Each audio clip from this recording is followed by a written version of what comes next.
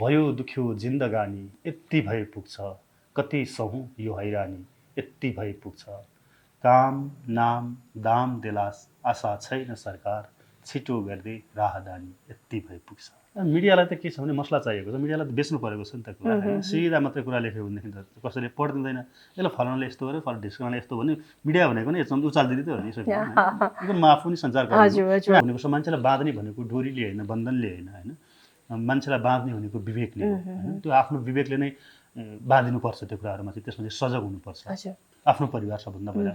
घरबाट त सुरु हुन्छ व्यक्ति घर त्यसपछि टोल समाज भन्ने देश हुने हो कसैको इस्यु उचाल्दाखेरि दोस्रो पक्षलाई असर नगरोस् त्यो कुराहरुमा विचार गरेर उचाल्दिनु होला मेरो क्षेत्रमा मलाई जे आइडिया छ त्यो त तपाईलाई नहुन सक्छ अनि तपाईले हस्तक्षेप गर्नुहुन्छ म त्यो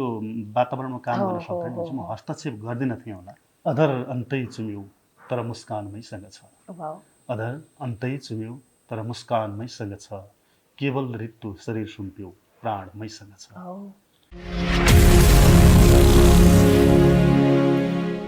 नमस्कार मिलाप क्रिएसनमा तपाईलाई स्वागत छ हजुर गीता अधिकारी सधैँ म आज पनि आइसकेकी छु आज हामीसँग धेरै छ उहाँलाई के भन्ने भन्ने म आफै कन्फ्युज भइरहेको छु मल्टी ट्यालेन्टेड हुनुहुन्छ धेरै विधामा हुनुहुन्छ जे सागर हुनुहुन्छ उहाँको बसाइ युएबाट नेपाल आउँदाखेरि उहाँलाई भेटेर अहिले हामी कुराकानी गर्न गइरहेको छौँ साहित्यकार सामाजिक अभियन्ता धेरै छ उहाँबाटै धेरै कुरा हामी अहिले जान्न सक्छौँ अहिले भने म आजका पाहुनालाई स्वागत गर्छु स्वागत छ धन्यवाद गीताजी र मिलाप क्रिएसनको प्रस्तुति हेरेर बस्नुभएका सम्पूर्ण आदरणीय दर्शक महानुभावको तर्फबाट पनि म जे सागरको तर्फबाट नमस्कार हजुर नेपालको बसाइ लगभग सकियो हजुर आजै अन्तिम दिन हो भोलिको फ्लाइट छ हेभ अ नाइस जर्नी पनि भन्नु पर्ला भोलि सायदै हाम्रो भेट नहोला हैन तपाईँ उता जाँदाखेरि अब केको लागि आउनुभयो त भन्न मिल्दैन आफ्नो जन्मभूमि त्यही पनि अरू कुनै कामहरू पनि थियो अथवा भेटघाटकै लागि मात्र हैन तपाईले भनिहाल्नु आफ्नो जन्मभूमि आउनलाई खासै त्यस्तो विशेष कारण त केही चाहिदैन त्यसमाथि अहिले चाहिँ हाम्रो अब विशेष गरी प्रवासीहरू फर्किने एउटा बहाना भनेको चाडपर्व दशैँ भन्दा केही समय अगाडि आएको थिएँ त्यसरी दशैँ मनाइयो मुख्य कारण त्यही नै बहाना त्यही हो त्यसबाहेक त अब आफ्नै परिवार अरू आफ्नो कामहरू त छँदैछ त्यसमा एकदमै व्यस्त लाइफ छ युएमा पनि धेरैतिर हुनुहुन्छ सङ्घ संस्था आफ्नो बिजनेस हजुर अब त्यही हो आफ्नो काम बाहेक अन्य क्षेत्रमा पनि धेरै थोर अलिकति भ्याएसम्म रुचि राख्ने भएको हुनाले व्यस्त नै छु हजुर निकै व्यस्त हुनुहुन्छ हजुर अब आफ्नो जुन दैनिकी काम बाहेक अन्य सामाजिक क्रियाकलापमा पनि धेरै थोर समय मिलेसम्म समय दिने त्यो रुचि भएको हुनाले व्यस्त नै हुन्छ हजुर अब तपाईँको धेरै पार्टहरू मैले अघि पनि भने हैन अब साहित्यमा पनि हुनुहुन्छ त्यसै गरी सामाजिक काममा पनि अग्रसर हुन्छ विभिन्न सङ्घ संस्थामा पनि हुनुहुन्छ प्लस बिजनेसमा पनि हुनुहुन्छ खासमा तपाईँलाई के भनेर चिन्ने अनि त्यस्तो अब त्यो ठ्याक्कै म बिजनेसम्यान पनि होइन साहित्यकार भने त कार हुनुपर्ने मध्येको पनि होइन सामाजिक अभियन्ता भने त ठुलो प्लस मिडियामा पनि हुनुहुन्छ यस्तो हो अब सबैतिर अलिअलि रुचि भ्याएसम्म र समय भएसम्म आफूले समय दिन सकेसम्म लाग्ने हो त्यसले त्यत्रो आइडेन्टिटी नै बोकेर हिँडेको त्यो बढी मलाई बोझ हुन्छ भारी हुन्छ त्यो भारीमा बोक्न चाहन्न जस्ट जे सागर भनेर चिनिदिनुहोस् त्यति नै काफी छ ओके जस्तो अब उता पनि थुप्रै सेलिब्रिटीहरूसँग प्राय भेटघाट प्रोग्राम पनि धेरै भइरहन्छ हजुर उतातिर अब हामीले अब अहिले त यो लास्ट 2 इयरदेखि पेन्डेमिकको कारणले त्यति धेरै कार्यक्रमहरू हुन सकेको छैन भर्खरै सुरुवात भएको छ त्यसभन्दा अगाडि चाहिँ अब विभिन्न कार्यक्रमहरू नेपालबाट कलाकारहरू बोलाएर कहिले साहित्यकारहरू अर्थात् हरेक क्षेत्रका व्यक्तिहरूलाई बोलाएर अब त्यहाँबाट उहाँबाट हामीले कसैबाट मनोरञ्जन लिन्छौँ कसैबाट केही कुराहरू ज्ञानका कुराहरू लिन्छौँ कसैबाट साहित्यिक रस प्रसादन गर्छौँ उहाँहरूलाई निमन्त्रणा गरेर कार्यक्रमहरू गर्थ्यौँ हजुर साहित्यकारसँग भएपछि दुई लाइन भए पनि केही त सुन्नै पर्यो ठ्याक्कै म त्यस्तो तयारी गरेर आइन तपाईलाई जे आइराखेको छ त्यही भन्नु सङ्घ यहाँहरूलाई कतिको थाहा छ जसले साहित्यमा रुचि राख्नुहुन्छ र गजल विधामा रुचि राख्नुहुन्छ उहाँहरूले त सुन्नुभएको होला यति भए पुग्छ भन्ने एउटा सङ्घ आएको थियो केही समय पहिले त्यसैको एउटा एक्सेर भयो दुख्यो जिन्दगानी यति भए पुग्छ कति सहूँ यो हैरानी यति भए पुग्छ काम नाम दाम देलास आशा छैन सरकार छिटो गर्दै राहदानी यति भए पुग्छ मेरो दृश्य पनि हजुर अब यो काम दाम नामको कुरा भइहाल्यो राहदानीको पनि कुरा भइहाल्यो तपाईँ आफै पनि एउटा युवा जोस सागर बोकेर हजुर मैले अलिकति नेपालको पोलिटिक्सको बारेमा थोरै तपाईँ पनि विज्ञ हुन्छ तपाईँ पनि किनकि अब मिडियादेखि हरेक क्षेत्रमा हुनुहुन्छ नि त अलिकति हामी नेपाली नागरिक भएकोले त्यसको चासो त हुन्छ नि ठ्याक्कै अहिले हाम्रो जुन नेपालको कन्डिसन छ नि के भन्नु चाहिँ एउटा आम नेपाली नागरिक भएको हिसाबले चाहिँ अब मैले कुनै पार्टीलाई राम्रो या नराम्रो भनेर कसैप्रति समग्र देशकै कुरा सोध्न चाहेको मैले तर अहिलेको अवस्थामा हामीले जुन संविधान बनेपछि र एउटा स्थायी सरकार झन्डै 2 तिहाईको सरकार आएपछि एउटा ठुलो अपेक्षा राखेका छौँ हामी नेपालीहरूले अब चाहिँ के हुन्छ होला अब चाहिँ स्थायी शान्ति हुन्छ होला अब चाहिँ देशको विकासले अलिक फड्को मार्छ होला भन्ने जुन अपेक्षा राखेका छौँ अब त्यसमा तपाईँको तुषारोपात भएको छ र अब अहिलेको भनेको फेरि पनि उही पहिले चाहिँ सङ्क्रमणका अवस्था नै छ हैन र त्यस्तो ठुलो आशा राख्नुपर्ने त्यस्तो शुभ लक्षण केही पनि देखेको छैन त्यो हिसाबले म त निराश नै छु कुनै आशा लाग्दो सम्भावना मैले देखेको छैन अलिकति जस्तो यस्तो भइदिए चाहिँ थोरै भए पनि देशको उसमा विकास हुन्थ्यो है भन्ने चाहिँ एक दुईवटा पोइन्ट त हुन्छ नि सबभन्दा यस्तो हुन्छ मेरो विचारमा के लाग्छ भने अब सबै धेरैवटा साइन्स छन् हैन मेडिकल साइन्स छ एग्रिकल्चर साइन्स छ हरेक कुरालाई चाहिँ लिड गर्ने भनेको पोलिटिकल साइन्सले हो अब जबसम्म पोलिटिकल कन्डिसन नै राम्रो हुँदैन नेतृत्व देशको नेतृत्व गर्ने व्यक्तिहरू नै यदि सही दिशा लिँदैनन् तब सबै कुराहरू बिग्रिन्छ अब हामीले भन्ने भनेको सुझाव दिने भनेको अर्थात् हामीले अपेक्षा राख्ने चाहना राख्ने भनेको सबभन्दा पहिला त पोलिटिकल कन्डिसन ठिक भइदियोस् जबसम्म स्थायी एउटा सरकार अर्थात् स्थायी नेतृत्व हुँदैन तबसम्म सत्ताको खिचातानी चलुन्जेलसम्म उनीहरूले देश विकासका कुराहरू सोच्ने त्यसलाई चाहिँ प्रायोरिटीमा राख्ने पुरै हुँदैन त्यसले गर्दाखेरि जबसम्म एउटा स्थायी सरकार बन्दैन तबसम्म हामीले अरू ठुलो अपेक्षा केही पनि नराखेको हुन्छ यही भद्रगोल नै रहेको हुन्छ त्यसकारण हाम्रो चाहना हामी सबैको नेपालमा बस्ने विदेशमा बस्ने सबै जनताको चाहना भनेको स्थायी सरकार बनिदियोस् त्यस पछाडि बल्ल विकासका कुराहरू गरौँला हजुर जस्तो अब यसको असर त विदेशमा पनि परिरहेछ जो नेपालीहरू थुप्रै हुनुहुन्छ होइन लाखौँको सङ्ख्यामा हुनुहुन्छ मैले भन्न खोजेको मैले पोइन्टमा आउन खोजेको चाहिँ यो तपाईँले जुन कुरा भन्नुभयो नि हो अब आफ्नै देशमा अब श्रमको अर्थात् चाहिँ अवसर हुन्थ्यो भनेदेखि आफ्नो क्षमताअनुसारको काम हुन्थ्यो भनेदेखि काम गर्ने वातावरण हुन्थ्यो भनेदेखि रहरले त कोही पनि विदेश जाँदैन गइन्थ्यो होला घुम्नलाई गइन्थ्यो होला त्यहाँ श्रम बेच्नको लागि पसिना बेच्नलाई जानु जरुरी थिएन मैले अघि नै भने कि जबसम्म यो पोलिटिकल कन्डिसन नै सही हुँदैन तबसम्म अरू जे सही भएर पनि काम छैन र हामी युवाहरू यसरी हरेक दिन चाहिँ पलायन भइरहनुपर्छ हजुर अब तपाईँले त नजिकबाट निहाल्नु भएको छ कतिको हेल्प पनि गर्नुभएको होला होइन नजिकबाट युएमा अब मैले पनि एक दुईपल्ट जाँदाखेरि त्यहाँको नेपाली दाजुभाइहरूलाई दिदीबहिनीलाई भेटेको थिएँ त्यहाँ चाहिँ कस्तो कस्तो समस्याहरू हुन्छ तपाईँले त कति फेस पनि गरेर कति धेरैको उद्धार पनि गर्नुभएको छ सायद त्यहाँ युएमा अर्थात् जुनसुकै पनि अब मुलुकमा प्रवासमा हुने समस्याहरू भनेको विशेष गरी खाडीमा देखिएका समस्या अब हामी खाडीमा बसेको हामीले नजिकबाट निहालेको हुनाले त्यहाँ देखिने समस्या भनेको त्यही हो हामी नेपालीहरूको हकमा हामी स्किल्ड हुँदैनौँ हामी स्किल्ड म्यान पावर यहाँबाट जाँदैन अब अलिकति के छ भने नेपालीहरूको सोचाइ भनेको अझै पनि खाडी भनेपछि अलिकति तल्लो वर्गका मान्छेहरू जाने र अलिक उपेक्षित नजरले हेर्ने त्यो परिपाटी अझै पनि छ यद्यपि अहिले धेरै राम्रो मान्छेहरू गइरहनु भएको छ खाडी जाने भनेको चाहिँ अलिक पढ्न नसकेका अलिअलि पैसा नभएका अलि तल्लो वर्गका मान्छेहरू जान्छन् जसमा त्यहाँ गर्ने एउटा श्रम नै मात्रै फिजिकली श्रम मात्रै बेच्ने हुनु भन्ने एउटा कन्सेप्ट छ तर त्यो धेरै चेन्ज आइसकेको छ आउन चाहिँ र यद्यपि अब अहिले पनि देखिने कुराहरू भनेको त्यही हुन् हामी स्किल्ड म्यान पावर जाँदैन त्यहाँ गएपछि चाहिँ अनि राम्रो काममा जान सक्दैन एउटा हाई लेभलको जबहरूमा प्रोफेसनल भएर जान सक्दैन त्यो पछि तल्लो स्तरको श्रम गर्नुपर्छ होइन अब बाहिर कन्स्ट्रक्सनका कुराहरू अर्थात् क्लिनिङका कुराहरू तिनै कुराहरू त्यसले गर्दाखेरि स्यालेरी सुविधा पनि त्यति भन्ने जस्तो हुँदैन फिजिकल्ली जब हुने त्यही अब दुःख बढी हुन्छ गर्मी ठाउँ हो होइन त्यसले गर्दाखेरि त्यो अन्य कुरा त्योसँग आउने कुराहरू जोडिन्छन् र पछिल्लो समय देखेको अर्को प्रमुख समस्या भनेको चाहिँ यो तपाईँको भिजिट भिसामा गइदिने अब यहाँको अब एजेन्टहरूले होइन अब विभिन्न प्रलोभनहरू देखाएर चाहिँ लान्छन् त्यस पछाडि उनीहरू चाहिँ भिजिट भिसामा जान्छन् त्यहाँ गएर काम पाउँदैनन् अनि अलपत्र पर्छन् त्यसपछि अलपत्र परेपछि अब एजेन्टले पैसा दिएर भाग दिन्छ अनि त्यस पछाडि सङ्घ संस्था गुहार्छ र मेरो सुझाव चाहिँ के छ भने पहिला हो हामीले अरूलाई मात्रै दोष दिएर दलालले ठग्यो यस्तो उस्तो भन्न पाइन्थ्यो मिल्थ्यो तर अहिले सूचनाको प्रविधि यति धेरै सूचनाको पहुँच यति धेरै बढिसकेको छ कि हामी जुनसुकै अहिले नेपालको जुनसुकै कुनामा पनि अब हामीलाई थाहा थिएन यस्तो हुँदो रहेछ दलालले ठग्दो रहेछ भन्न सक्ने अवस्था छैन हरेकको हातमा मोबाइल छ हरेकको हातमा फेसबुक छ हरेकले चाहिँ इन्टरनेट जोडेका छन् भनेपछि अब तपाईँले पहिला रेडियो नेपालको मात्रै अर्थात् गोर्खापत्रको मात्रै भर पर्नुपर्ने कन्डिसन छैन तपाईँहरूले युएमा बस्नुभएका जुनसुकै बाहिर बसेका साथीहरूलाई सोध्न सक्नुहुन्छ के अरे कस्तो छ त्यहाँ भिजिटमा आउँदा के कस्तो हुन्छ, काम पाइन्छ कि पाइँदैन भनेर सोध्नुभयो भने त्यहाँको वास्तविकता उहाँहरूले छर्लङ्ग पारिदिनुहुन्छ। र हामी जहिले पनि सजेस्ट गर्छौँ भिजिटमा आएर काम खोज्ने त्यो आशा नराख्नुहोस्, तपाईँ सिधै फस्नु हो।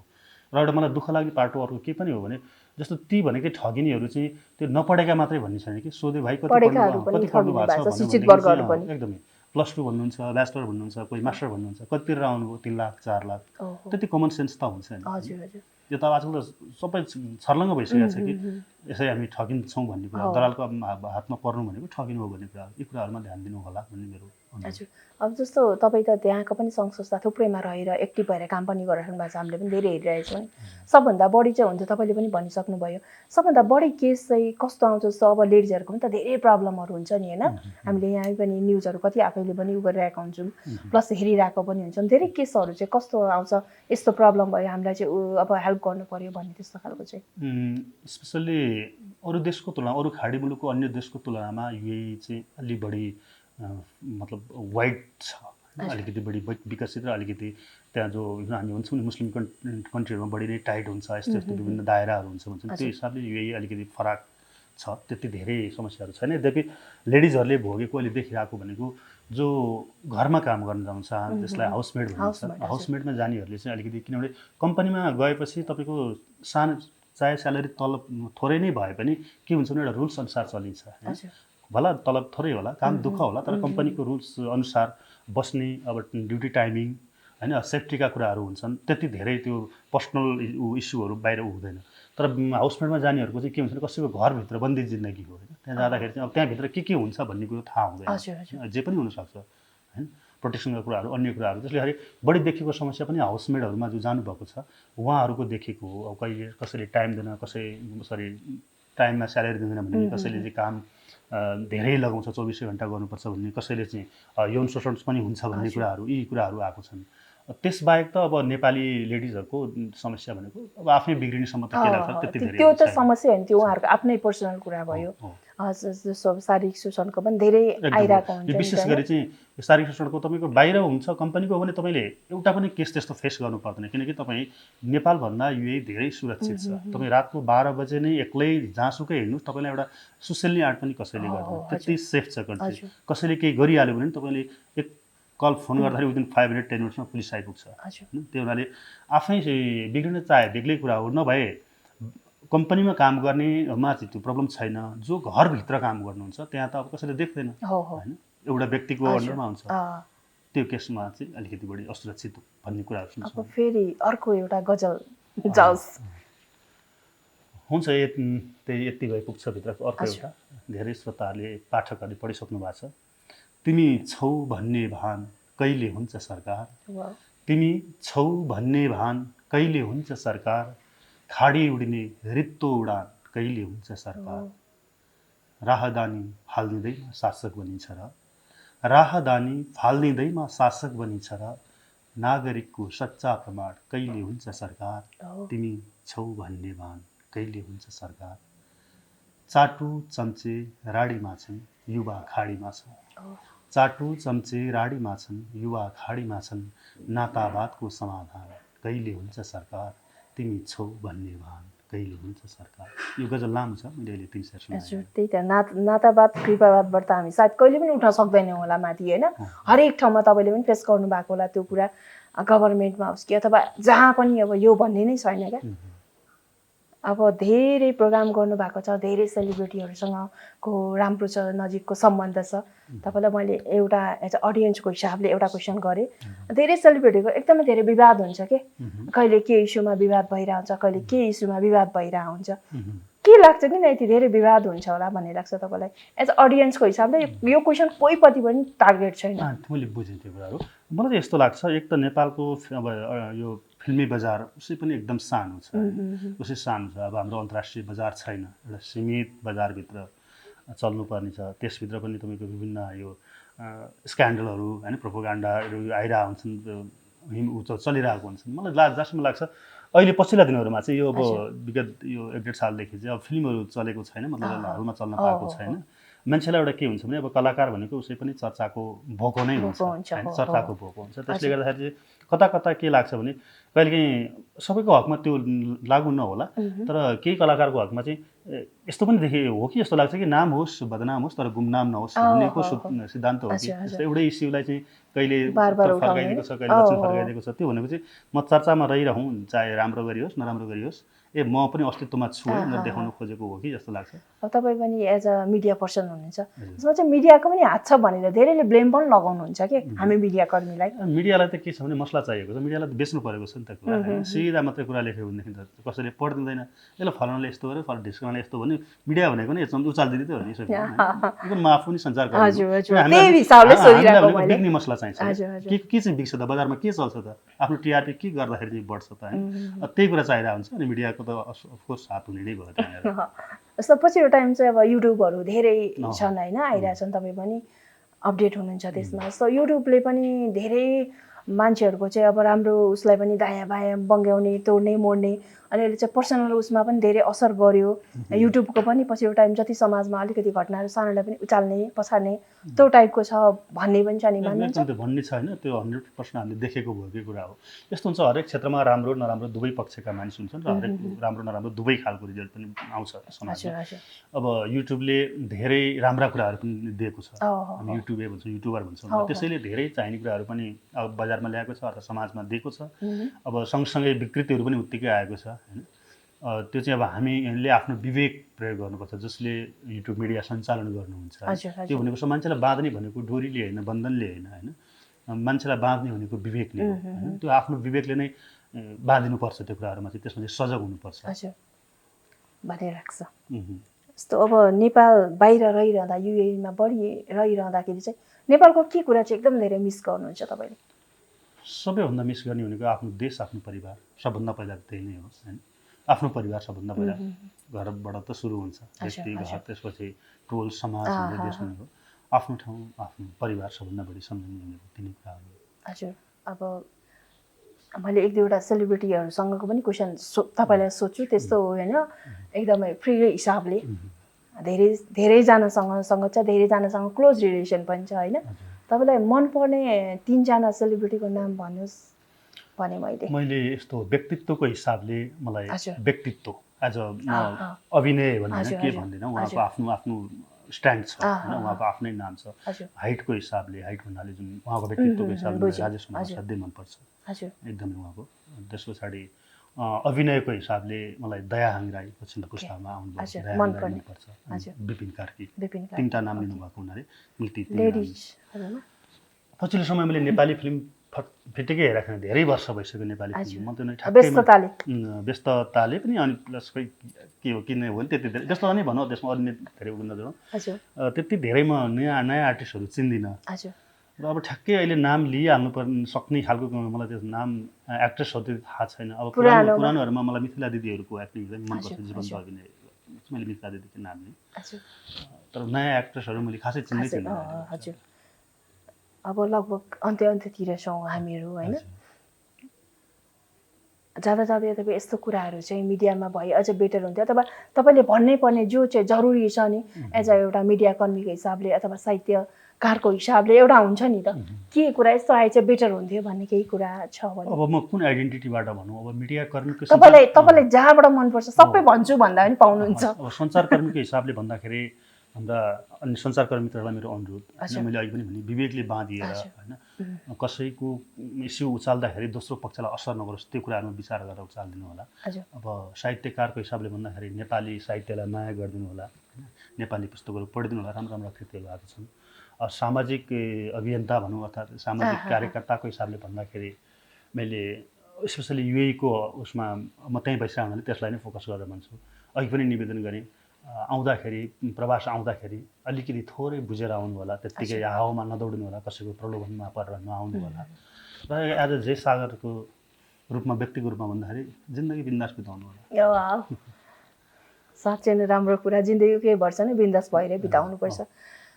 मानौ तपाईँ कुनै पार्टीमा हुनुहुन्छ होइन, त्यो इन्ट्रेस्ट हुनु नहुनु कुरा हो, तर एउटा आस्था त हुन्छ नि त भित्रबाट। र राम्रो पोस्टमा तपाईँ हुनुहुन्थ्यो भने देश विकासको लागि 3टा के काम गर्नुहुन्थ्यो जो इम्पोर्टेन्ट हुन्छ? अब मैले त्यहाँसम्मको त सपना देखिसकेको छु। होइन त्यो पनि हुनसक्छ नि, नट स्योर होइन, जे नि हुनसक्छ। मैले भए यसो गर्थेँ होला। जब सबभन्दा पहिलो कुरो ठिक छ, म मानौँ म एउटा व्यक्ति देशसागर एउटा पोस्टमा पुग्यो, लिडिङ गर्ने पोस्टमा पुग्यो भनेदेखि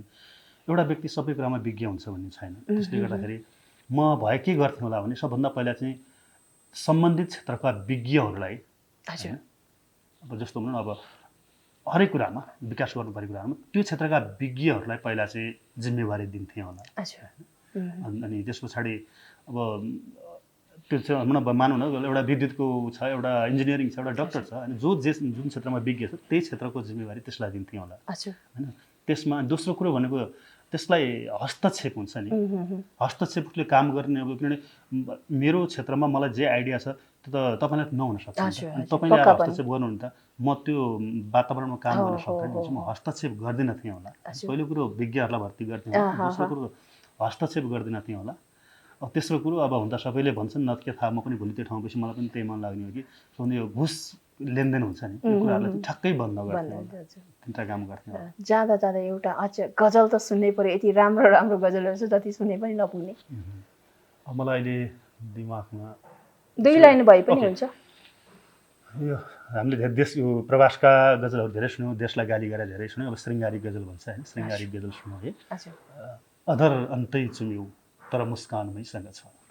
अधर अन्तै चुम्यौ तर मुस्कानमैसँग छ, केवल ऋतु शरीर सुम्प्यौ प्राण मैसँग छ। कस्तो निद पर्छ होला पराईको साथ, कस्तो निद पर्छ होला पराईको साथ, बलिष्ठै पाखुरीको सिरानमैसँग छ, अधर अन्तै चुम्यौ तर मुस्कानमैसँग छ, केवल ऋतु शरीर सुम्प्यौ प्राणमैसँग छ। वाह वाह, एकदमै राम्रो।